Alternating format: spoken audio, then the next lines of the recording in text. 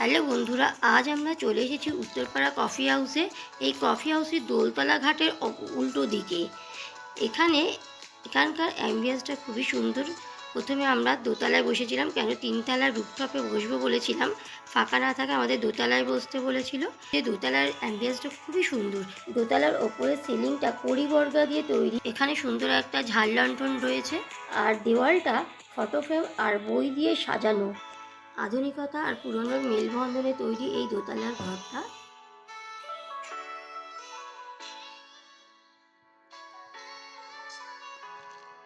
ওইটা এসে বললে তিনতলা ফাঁকা হয়ে গেছে, আপনারা বসতে পারেন। আমরা গিয়ে তিনতলায় এসে বসলাম। এরপর আমার ওখান থেকে রুফটপটা দেখাই যাচ্ছে।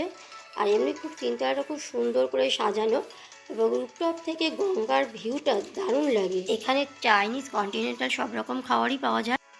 আমরা 4 জনে ছিলাম, তাই আমরা অর্ডার করেছিলাম 2টো কোল্ড কফি, একটা ক্লাসিক্যাল অরিও কফি আর একটা ওয়াটারমেলন মোহিতো আমরা অর্ডার করেছি। সবকটা টেস্টই খুব ভালো ছিল। এরপর আমরা স্ন্যাক্সে অর্ডার করেছিলাম চিকেন রেশমি কাবাব, চিকেন মালাই কাবাব, তার সাথে ধনেপাতার চাটনি। আর ধনেপাতার চাটনি দিয়ে এই মালাই কাবাব, রেশমি কাবাবগুলো খেতে খুব দারুণ লেগেছিল। এগুলো খুব সফট ছিল। এছাড়া আমরা আরও অর্ডার করেছি হট পিঙ্ক পাস্তা ও ডিমসাম।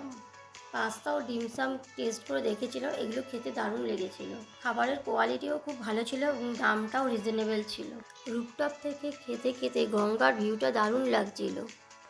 আপনারাও একদিন এসে ঘুরে যাবেন উত্তরপাড়া কফি হাউসে, ভালো লাগবে।